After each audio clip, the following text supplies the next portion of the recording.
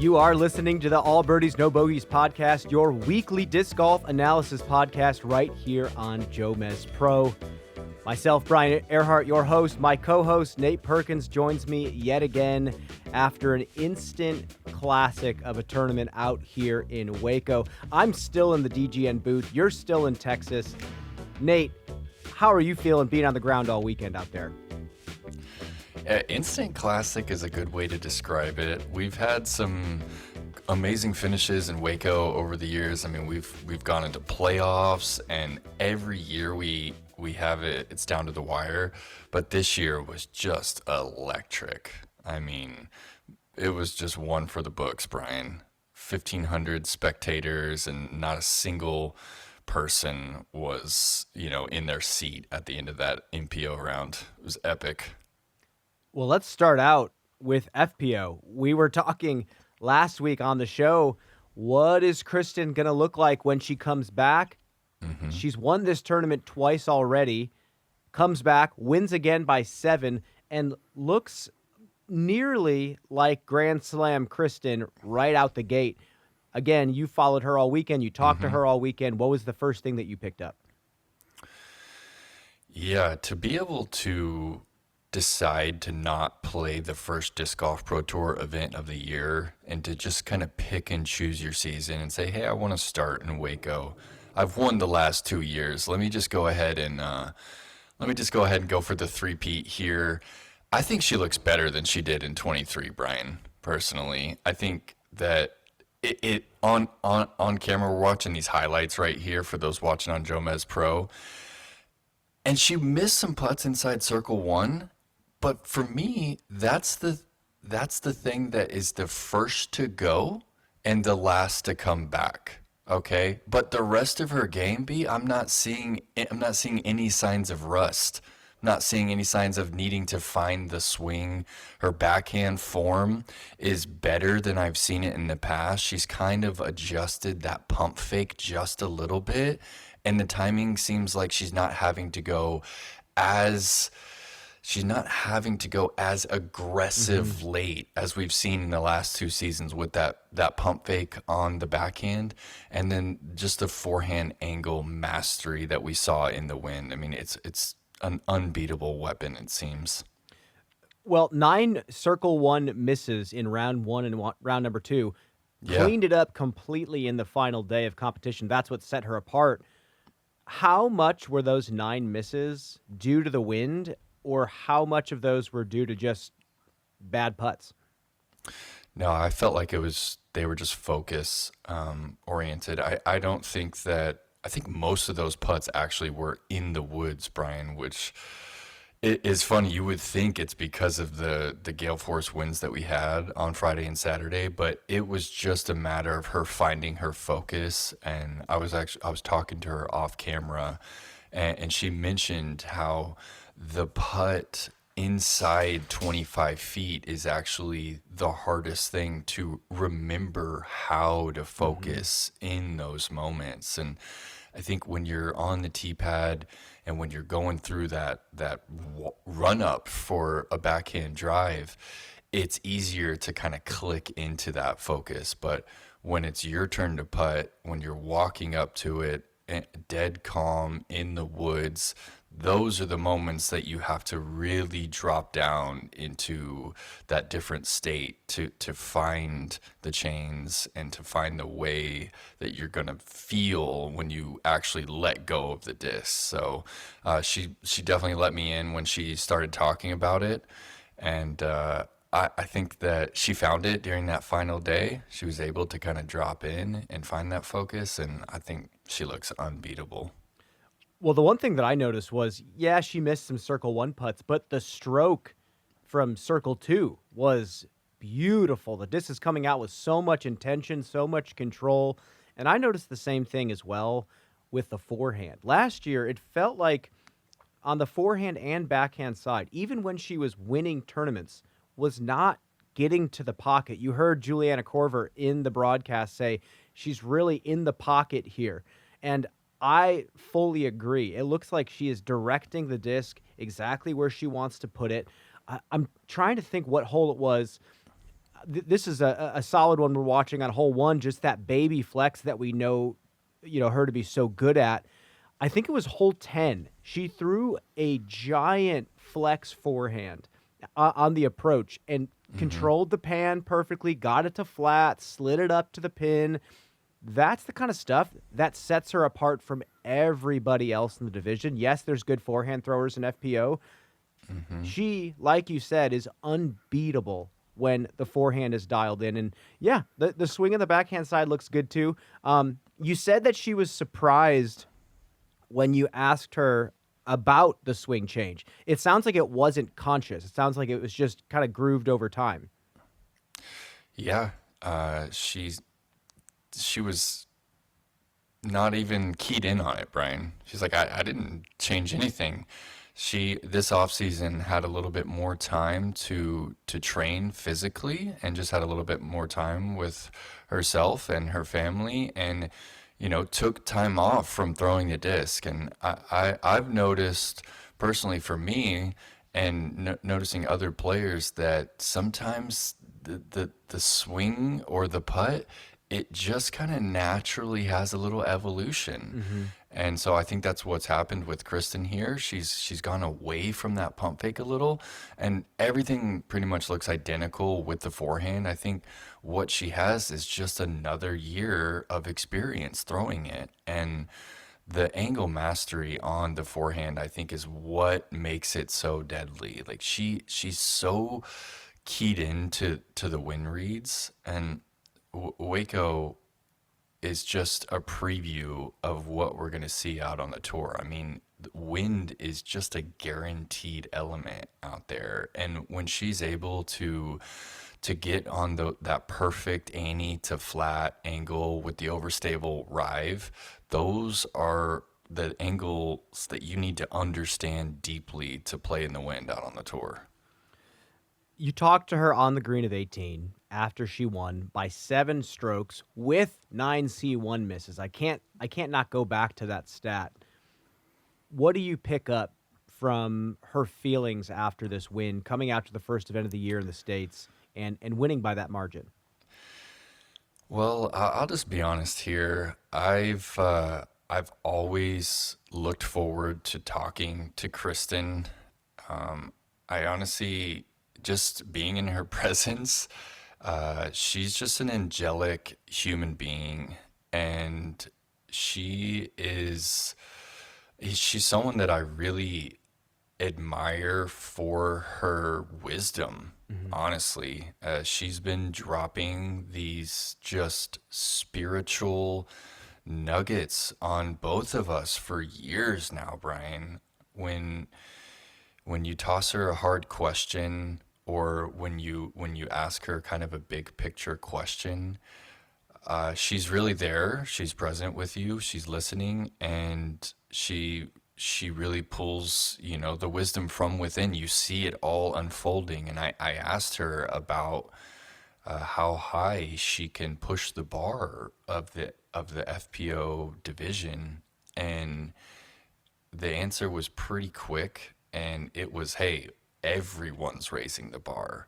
Like, it's not just me. It's a collective raising of the bar. And yeah, to just kind of show that humbleness is it's special. And yeah, man, I just always look forward to interviewing Kristen because she's outside of one of the great disc golfers of all time. She is just a beacon for any athlete, really.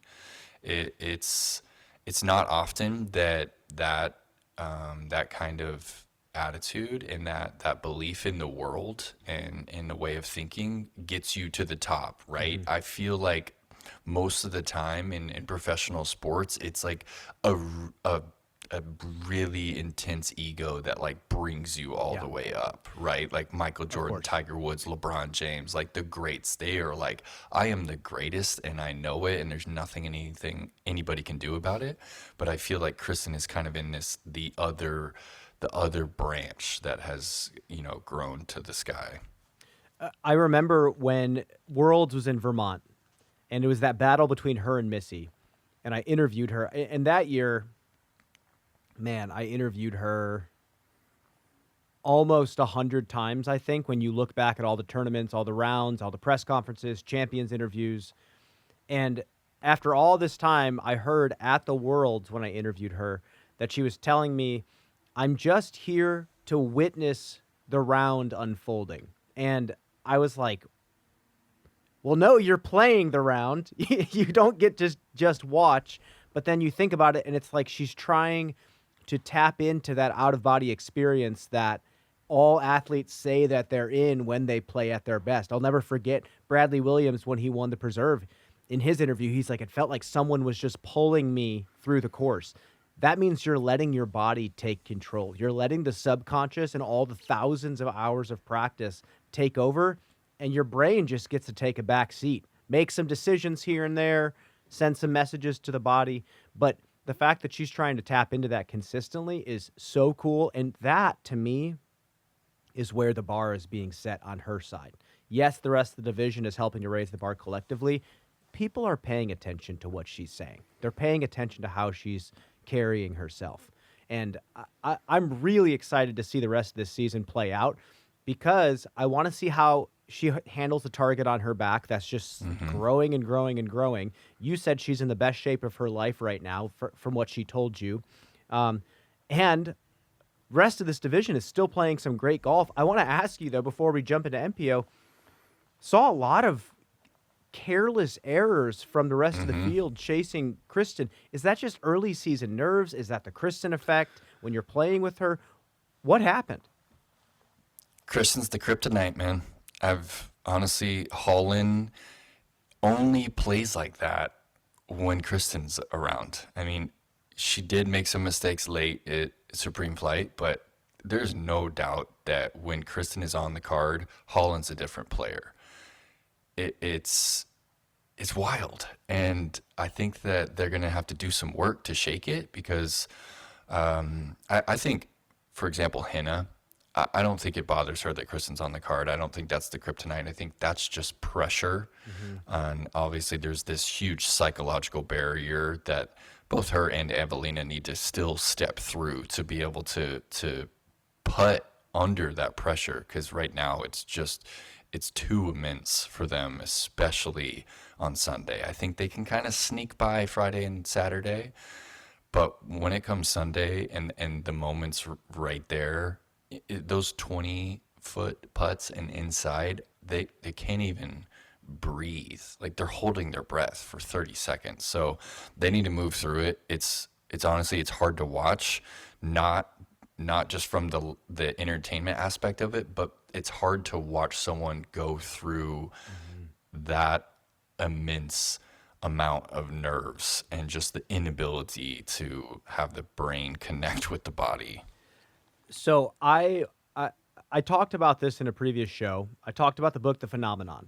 Rick Ankiel, pitcher in the MLB, wrote this book about the quote-unquote the yips. There's a lot of names for it, and it's kind of a relatively misunderstood and not fully understood concept in the sports world. But Rick Ankiel was a pitcher that forgot how to throw to the catcher. He would blow the ball multiple feet over the catcher's head and lost the ability to pitch all of a sudden. He actually had to change to center field because he no longer could do the thing he trained to do his whole life. And he wrote a book about this feeling, and he called the book The Phenomenon. And he talked to a bunch of different athletes about what they experienced with this.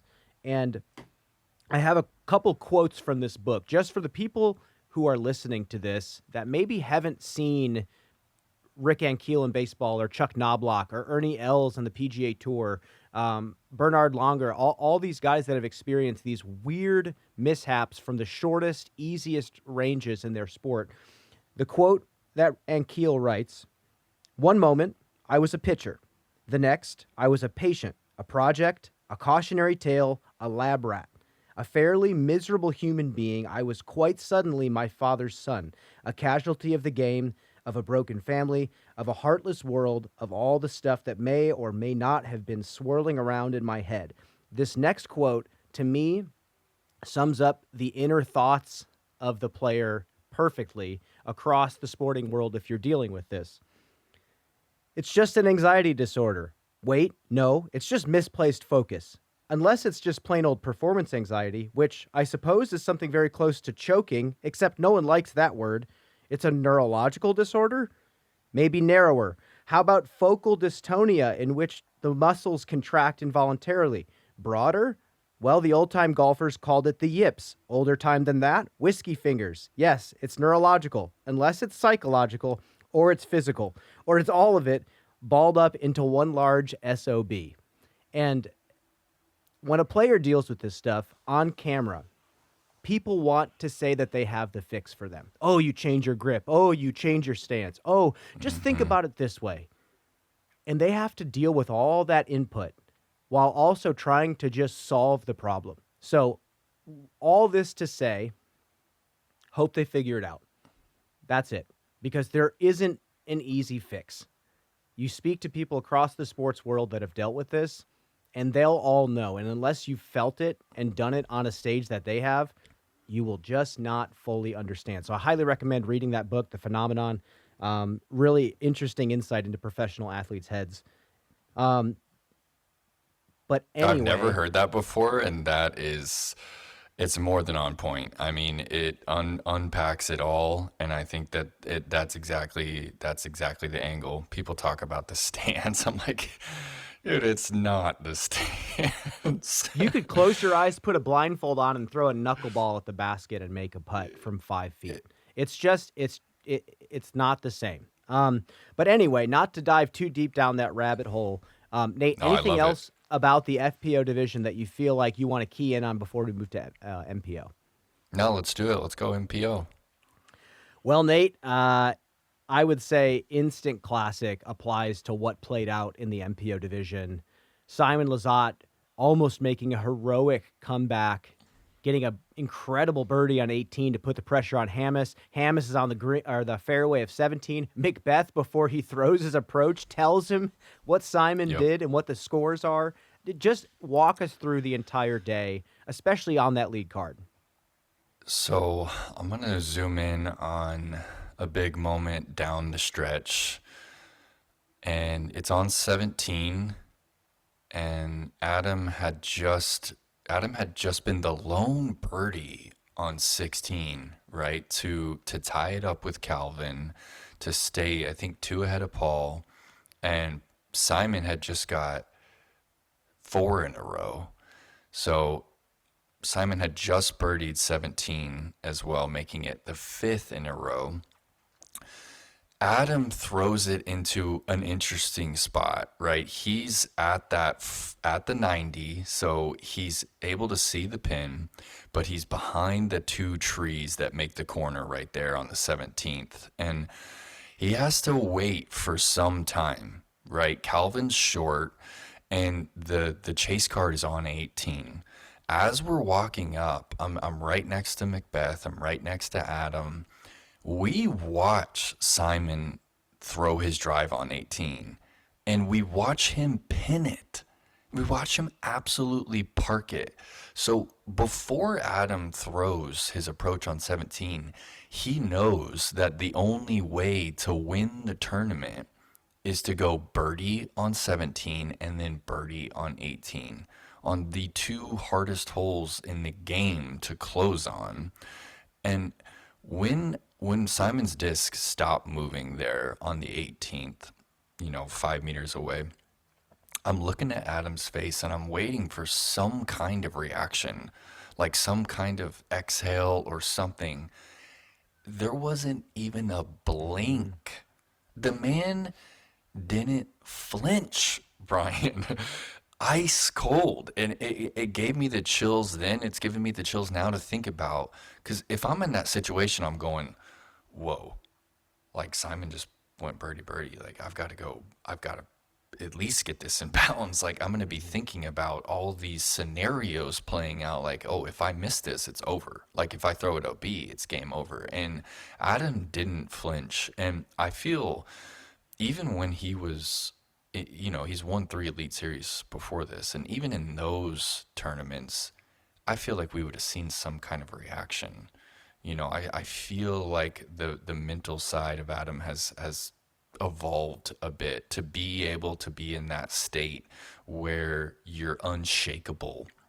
And right after I noticed that, you just mentioned, Paul then tells him, "Hey, Simon just got the last 6. Like, you've got to go Why birdie would birdie." he tell him that? Dude, honestly, Is he gaming him right there? Mind games, dude. Because so Paul looks at me and he goes, "I've got to go. I've got to throw this in and then ace." Like, Paul's still thinking that he's going to like win the tournament, and he tries to throw it in on 17, and it actually is close. It actually flashes the bucket. So I'm not sure if it is mind games, but competitors just don't normally do that. They don't normally talk to their opponents like that. So insane for Adam to, to go with the flippy raptor on 17 to get the skip between the pin and the water to hit the bucket, but then to step up to the 38 footer on the 18th, 1,500 spectators in the backdrop, Simon Lizotte right behind watching. I mean, it was just a historic moment. I was saying this in the broadcast. I first played with Adam at Roland Ridge up there in Wisconsin, and I remember him being, I think it was 16 or 17 years old, playing on his card in this really, really wooded track. If you haven't played Roland Ridge, one of the coolest private courses in the Midwest, maybe even in the country. So cool to go play.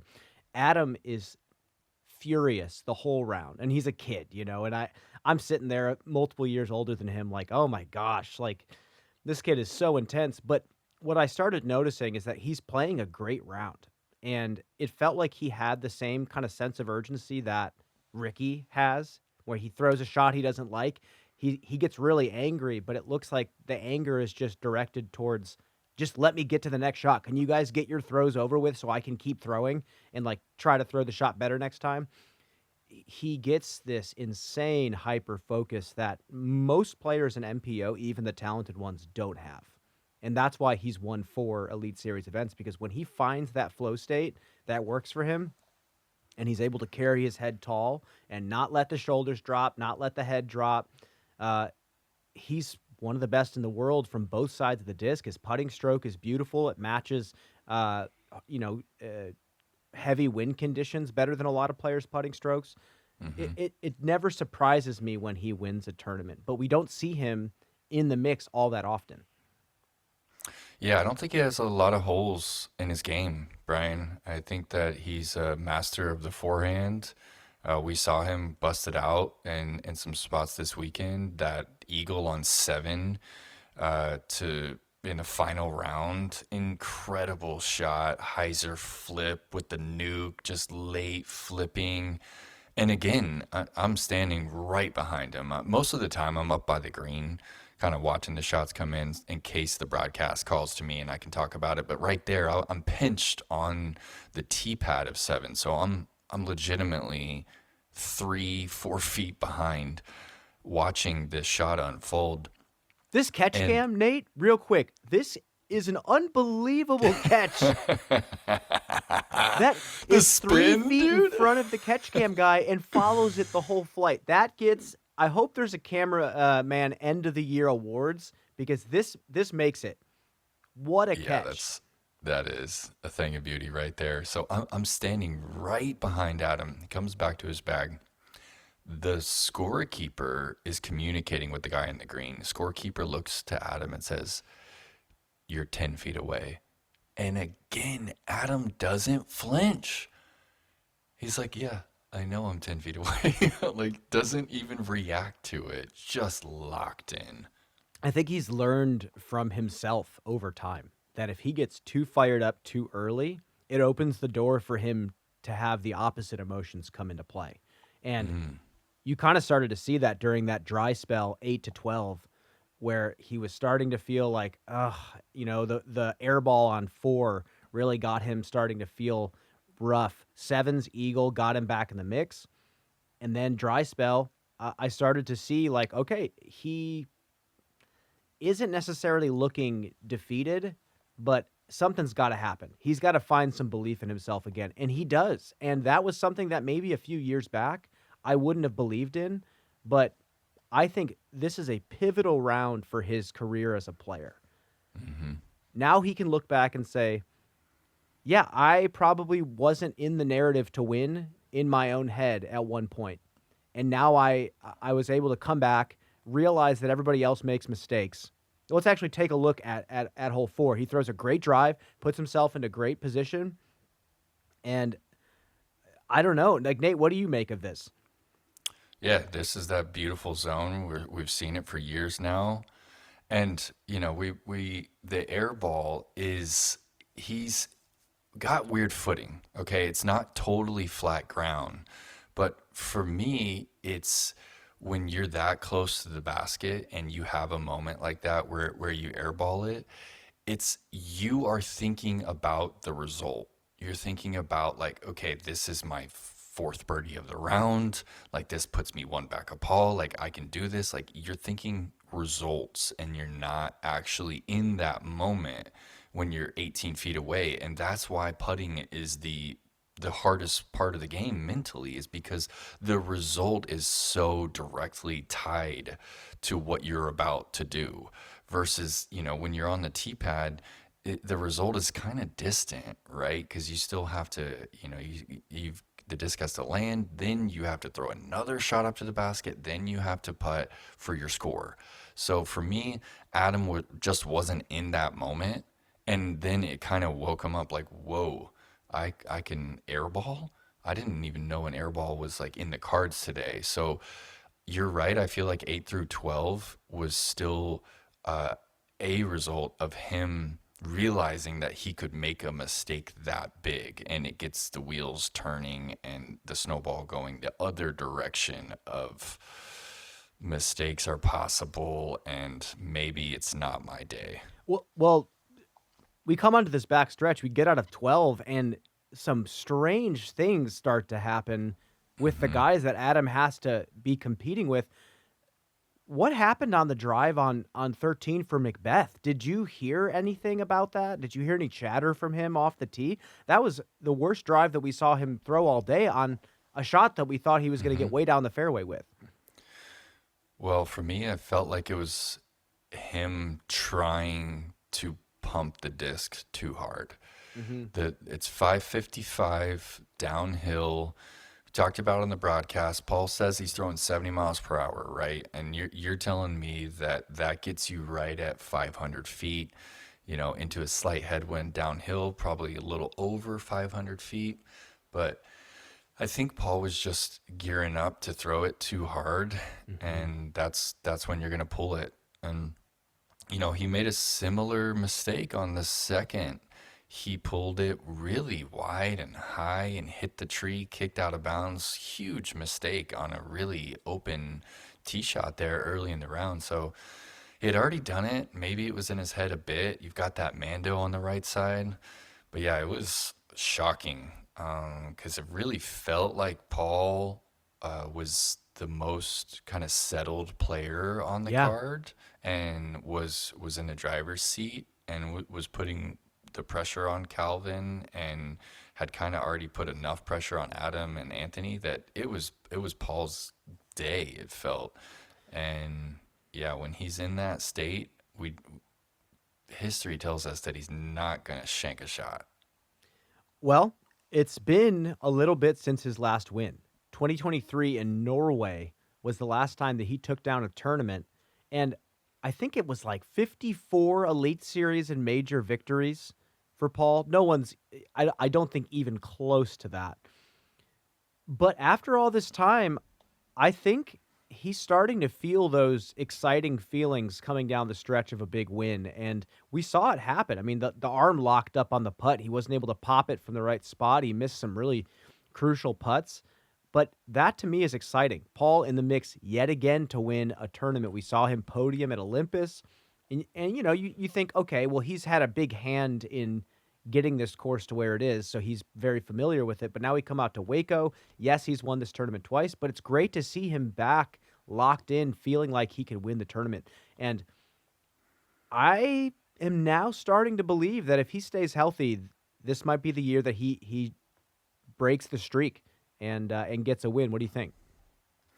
No question. I think he can win. I think he can win multiple tournaments. I still think that he can win a world championship. Yeah. And yeah, it's great for the game to have one of the greats pushing the bar still. I mean, it's great, Brian. Yeah, I want to ask you. You feel like Calvin is kind of building the reputation of a player who can't close?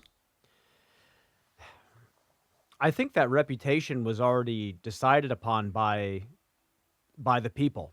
I think people had already been thinking about that for a long time. I mean, you look at some of the statistics of when he was in the mix, not coming out on top, and I guess my thing was he had 52 holes of great disc golf and came up to 17. And yeah, that was a rough mistake, especially with the wind conditions being pretty much non-existent. Um, you just feel terrible. It's one shot that ruins the whole round, and really, that miss on the right side is the worst one that you can make. You know, he has to take it back. He has to try to bend or cut the corner, go over the top.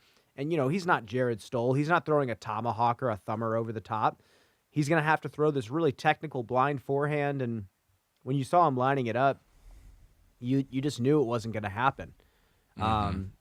It was sad. But I don't know. I think there's a lot of Calvin fans out there that have been strung along. He got a couple wins last year, but I don't see this continuing. Yes, he's very black and white when you interview him, but you interviewed him earlier in the week, and he was really excited about talking about his round. He was really focused in on the little details.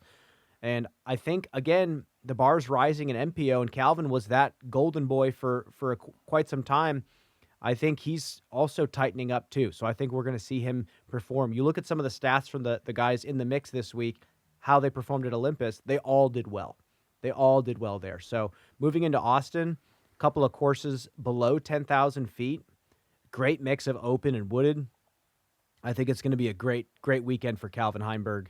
And the putter looked great. That's the one thing I have to say. We didn't see too many of those low misses that really happened when he gets shaky. Yeah, he was popping out of his hand. Yeah, the deep C2 was nasty for Calvin. And yeah, I mean, this is, I think, the 7th time in the last 3 seasons that Calvin's had the lead or been within a couple of the lead and just let it go. And that's a relevant number of times, but I still feel like it's not in his head as much as it is the fans' narrative, right? I don't think he's going, whoa, I just can't do it on Sunday. I think he's probably looking at it like, okay, I put myself in that position again. Yeah, I was a little nervous on the tee shot of 17 and threw my forehand drive inside. Like, the difference between him actually extending and popping that destroyer out on the line and him like just, kind of short arming it and nose up hyzer, it's small.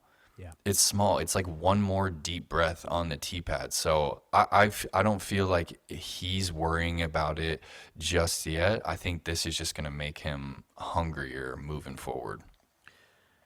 Well, I want to wrap things up here. We have an Austin preview. We're going right to Austin, Texas. We're playing Sprinkle Valley, MPO and FPO, alongside a revamped Harvey Pennick. And I cannot wait for this tournament. It's getting better and better each year. But Nate, as we fly over this beautiful property here, we have to grade our course. We have to go back to the beast. We have to continue our course grading. What do you do for your scores out of 10? Oh, yeah, let's do it. All right. Setting, infrastructure, design, prestige. Setting, Brazos Park East.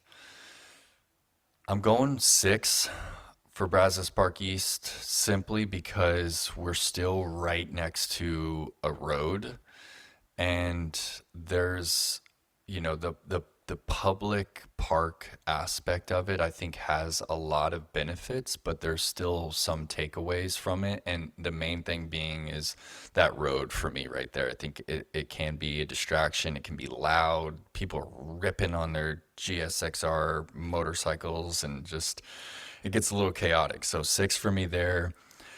Infrastructure, I think that the road that goes to the boat ramp right there is actually money for the first 3 holes and then the back 9 for the spectators. It's an amazing spot to stand because the spectators, they're out of the picture. They're not in the fairway. They know where to go and they can see so much golf. And I don't want to take away from some spots at Maple Hill, but the little knoll, but behind 18's tee pad and behind the landing zone for 17, it might be the single best spot to spectate from in the game right now, which is funny because it's just this little park on the Brazos River, but you get to see these shots come in on 17. You get to see exactly where the players are landing, and then you get to watch 2 of the most difficult shots to finish a tournament on the tour is the Yeah. approach on 17 and the drive over the pond on 18 toward the bluff. So this has been an epic place to finish, and without those holes, this is a completely different park. So did I even drop a number on it? Infrastructure is also a 6 for me. It's relatively low because of the lack of access in the woods. It's so difficult to watch disc golf back there. We almost shouldn't even allow spectators back there because of how just dense it gets. Design, Brian. This is a classic course. 7,500 feet. I mean, you're not going to get any shorter out there.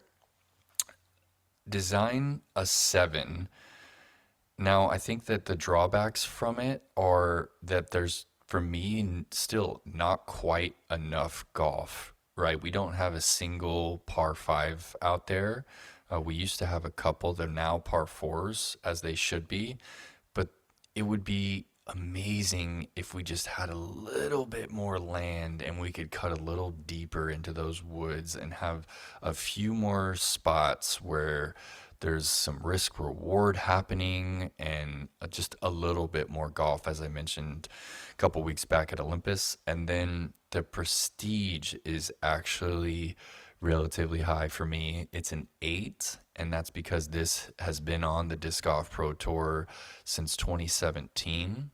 I think that this was one of the most watched tournaments all time on Jomez back in 2017, 2018, 2019.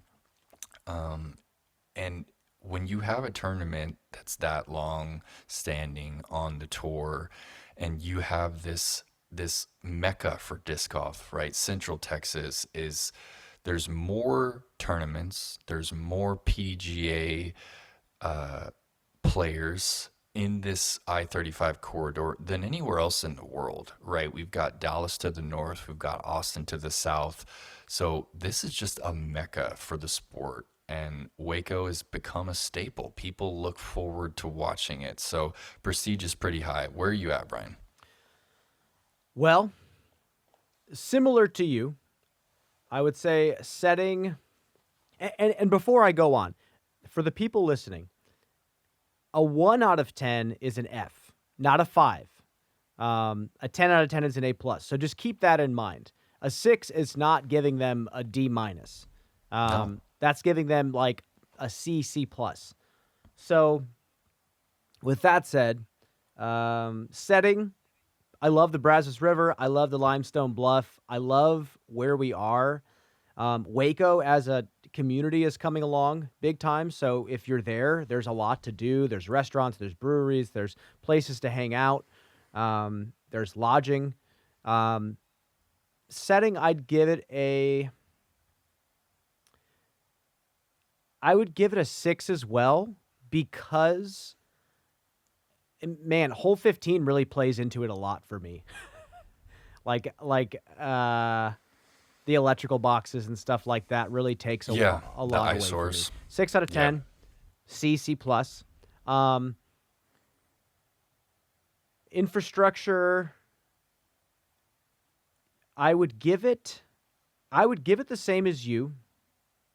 Did you say 6? Yes. Yeah, I would give it the same. I would give it a C plus. I think the nicest part about it from the player side is that if you have an RV or a van, you're able, I believe you can still do this, is you can stay in the parking lot on the course, and there's bathrooms and there's a Planet Fitness nearby. Like That's great. if you are a true road warrior, it's a great place to be. And I have very fond memories staying on that course. You feel like you have everything that you need. So player side, that looks great. But like you said, viewing disc golf is counterbalanced. There's not a lot of viewing in the woods, but there's also phenomenal viewing out there. So I think overall 6 out of 10. Design, there are like 6 holes that I wish we did something more with.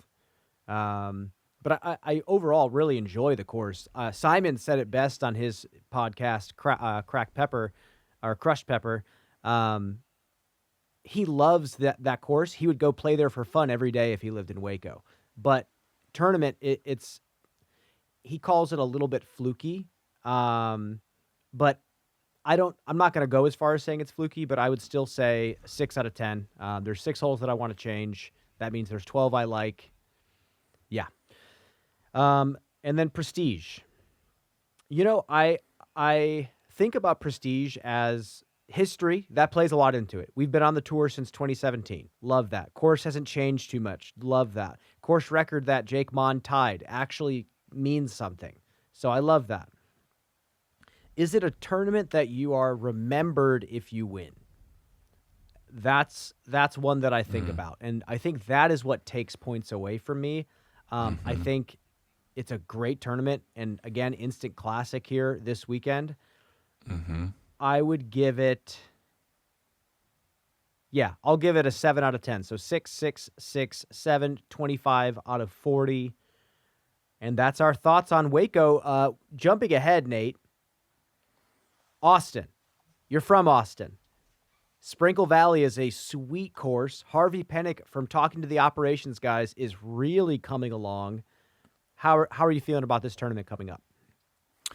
I love them both. I'm super stoked about the addition of Sprinkle Valley. Got to be there on site last year for U.S. Women's. Really dynamic track. And yeah, Harvey Pennick, I think, again, when you think golf course, you're kind of bumming. You're like, we're really going back to a golf course and going to force this, but they've done a good job and it's dynamic and they use the elevation great. We play over the Walnut Creek a couple times, and yeah, the massive live oak trees that we have out here. We also have these big pecans, and we do a great job of utilizing the little woods that we have right here. You can kind of see the woods like tucked up between the Walnut Creek and the sidewalk of the golf course there. And most of the time, we're using some of that. So I felt like Neil Dumbra, who's a classic tournament host and course designer here in Texas, him and his team and the DGPT ops team have done a great job of utilizing the land here in a great way. And I think this should be an Elite Plus. I'm stoked that we have 2 rounds at each. It's a just great setting for disc golf. Brian, what are you thinking? I am super excited. I also love that these courses are not over 10,000 feet. I'm finding, for my own personal tastes, commentating, analyzing disc golf, watching disc golf, that 85 to 9,500 foot range is kind of what I love to watch. Waco was really exciting, but I think if you took that same type of property and beefed it up a little bit, you'd give me one of my favorite courses to watch on tour. Sprinkle Valley was out there for the U.S. Women's Championship. So cool. You're talking about setting. It's off the beaten path. There's a brewery on site that's got tons of space. Vendors have a wonderful place to set up. The course itself is so cool. You kind of enter the course going downhill into the woods with that Yep. homemade Sprinkle Valley Triple Mando. It's a special place. Mint Discs is on site, and it's like 9,100 feet. So you're going to get a lot of technicality out of this course. There's some awesome flip turnovers that you have to execute. A lot of subtle bending left to right lines in the woods. So I'm super, super excited. And I think that as a compliment to Harvey Penick, which over time has become a lot of the pros' favorite golf course that we come to play because of how they've utilized the woods. The opinions have changed over time, too, because I remember when we first went there, and it was a lot of eye rolling. The locals came out and were like, why are we not at Roy G? Why are we not at Roy Guerrero right now? But I don't know. I think I talked to Greg Diaz, who is big dog in the operations team of the Disc Golf Pro Tour. Yeah. He lives in Austin. He cares so deeply about this place and the disc golf community here. He's put in so much work. Brand new turf tee pads. He said Penick looks better than it's ever looked, and he said some of the creative decisions they've made to make the course score a little bit better and more dynamic are really like big additions. So, and again, 9,200 feet for the MPO. Wow. So nothing over 10,000.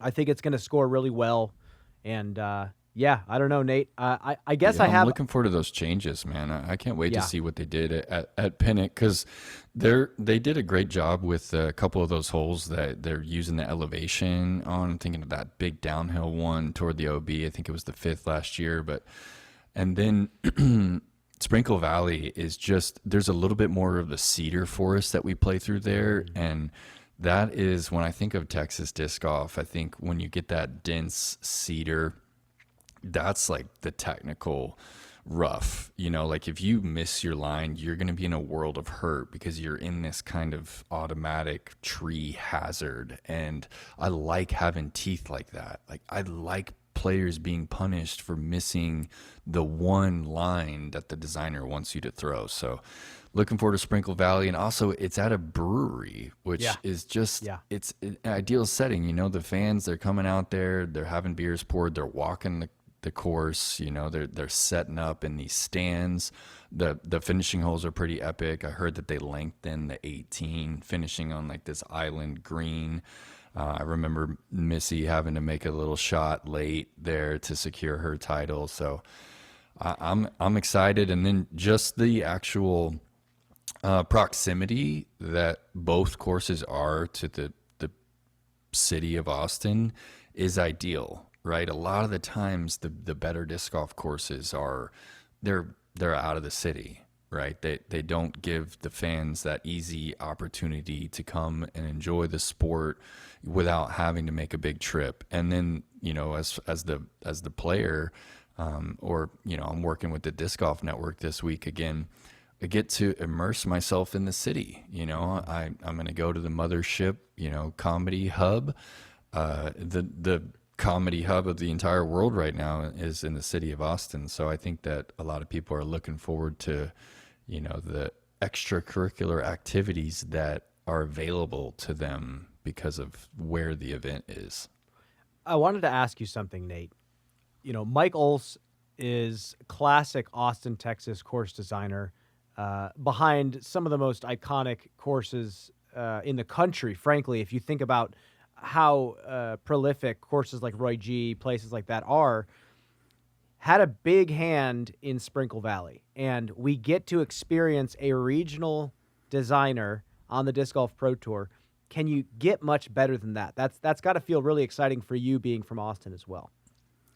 It certainly is. I cut my teeth on Roy G. I lived in the apartment that actually backed up to the course, so I could almost see basket number 15 from my window, and that is where I kind of re-immersed myself in the sport and really kicked off my entire disc golf career. And Michael's, I admire the way that he kind of looks at the game and what he wants to see, the way he wants to see disc golf played. So He did a great job at Sprinkle Valley. It was a big project, a lot of work, a lot of clearing of these fairways to even make it viable. I mean, the woods out there behind the brewery were dense. So it wasn't just, hey, pour a tee pad here, put a basket here. I mean, they carved through the woods. And yeah, it's complex, challenging a lot of different shots. It's really technical. Some good use of out of bounds on the back nine, and yeah, I'm pretty stoked to be seeing a Michaels course on the DGPT. Well, Nate, we're going to have to do Perks picks leading up to this event, but first we reflect on the scoring from the Man. Beast. And Nate, I kind of got you this weekend. I got smashed. Feels Did I good. even win one? I don't think I won one. Let's walk through them just for fun. Hole 17. I looked. Both of us took the under. Oh, no, that's wrong. I took the over. Dog. I thought someone was going to get a 2 on hole 17. The wind said absolutely not. There was not a 2 on hole 17. You get 1 point there, Nate. With that I said, think that's it. Ezra Robinson, top 10 or not? I said no, and he finished, I believe, 16th place on the weekend, so I get a point Unreal. there. Kristen Tatar, podium or not? I took yes, you took no. I cannot believe you took no. I get it for the sake of the game, but now it's Brian 2-1 on Nate, and the fourth one was aces, 1.5 on the weekend. And Nate, you took the over. I think you predicted 4 aces, which would have been amazing. I took the under. I'm the champion. Did we have 0? I don't think we had a single ace on the I don't think we weekend. had a I can single double ace. check. No, I But- don't think we had a single ace, Brian. Well, your boy is the champion. 3-1 after All right. the first week of Perks Picks. Going into the next one, Good start. I got one for you. And if you have any in your mind, Yeah, I got a couple. lay them on me. Owen Scoggins put on a historic performance last year in Austin. 26 under, highest rated weekend of disc golf. Does she podium or not this weekend? What do you think? No podium for Owen. And I'm sorry, Owen. You're one of my favorite players, period. I just think that it's just not in the cards. Nothing against your game. I think you looked great during that final round. And yeah, you shaped up. And the performance last year at Harvey Pinnock was remarkable. Just the best putter in the game when she's on point. But it's just not going to happen for her this week. I am absolutely taking an Owen Scoggins podium. Look at the score. I think fourth place was 8 under par or something like that. She was 26 under par. So Pennick is no problem. That's the longer of the two. Mm-hmm. And then you put Owen in the woods. I don't know. I'm feeling like it's going to be Owen. What do you got for me, Nate? All right. Isaac losing to Ezra again. Isaac, well, let's call it who's going to be the better Robinson? Brother battle. Ezra's 2-0. Ezra's 2-0 to start the year. They both beat each other 10 times last year. Okay, they were 10-10 last year. Who's taking this one down? Oh, man. All right, we'll say our answer on 3. Ready? All right, 3, 2, 1. Isaac. Ezra. Well, definitely not at the same time, but we now have Isaac versus Ezra. I take Isaac, you take Ezra. And then do we have a third Perks pick, Nate? Yeah, so the winner of the Sprinkle Valley course, right? So we're playing 2 rounds at each, okay? The person who plays the best at Sprinkle Valley, we're going both MPO and FPO. Do they finish in the top 3? Ah, okay. Do they finish in the top 3? FPO, yes. MPO, oh my gosh. MPO, no. FPO, yes. MPO, yes. I think if you dominate one, Wow. you dominate them both. Okay. Well, there you have it, folks. There's the 4 Perks picks going into Austin. Nate, do you have any final words before I go into story time to wrap things up? Well, actually, I talked to Jeff Spring a little bit about the complexity of, having a public park on the Disc Golf Pro Tour, and the local organizing club raising it and everything. And it's so interesting what is behind all of this, right? Like, we just see it as like, oh, this tournament on the DGPT, it's been here forever. But it's one of those situations where the tour has to every year ask, like, is this right? Is this the right place for us? Should we be coming back here? And, I approached him. I'm like, man, this place delivers every time. And, his question to me is like, do you think we should move to Dallas? Do you feel that, Waco is a little too close to Austin, or the fans having to decide like, hey, do I go to the Waco tournament or do I, go to the Austin tournament? It's one of those thoughts I didn't even know that the Pro Tour was kind of asking. So, what do you think, Brian? Do you feel like we should have a tournament up in DFW? 7.5 million people, one of the disc golf meccas, and find a new place for last weekend's slot? Man, I don't know. 1,500 spectators came out to watch Waco, which to me says more tickets were sold than that. Great attendance. Austin is, like you said, a huge hub for disc golf, enormous community. Mm-hmm. Let's see how they show up, and we'll Yeah. go from there. It's Cool. on the tour. It's on the people making those decisions, obviously not us, to continue to make a spectator experience that's worth coming back to year in and year out. You don't want somebody to go one time, say, I had a terrible time, not worth it, and then not come back. If you can keep fostering these great experiences, these great moments that are memorable, people will buy that ticket. And personally, Waco, Austin, that's the Texas swing. On the outside, that looks just fine. If there's a venue in Dallas that looks phenomenal, let's do it. Cool. But that's where I'm at, Nate. I just think this past weekend was so sweet from a spectator standpoint that it's kind of hard to want to move away from that. But who knows? I have one last thing for you listeners. And this is something I need you to stay on. I need you to stay listening because this is for your own good.